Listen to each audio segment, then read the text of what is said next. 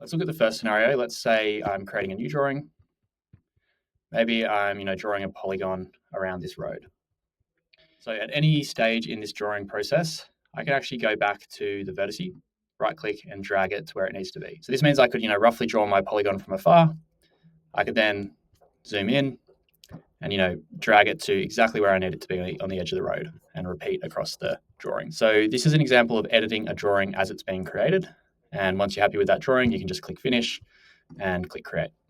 The other example where you want to edit a drawing that already exists. What we can now do is open up that annotation panel, go to the Drawings tab, and click on Edit Drawing. Similar to what we just saw, you're now free to adjust this drawing.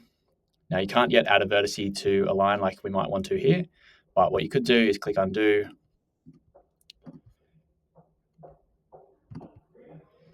and add your extra vertice that way.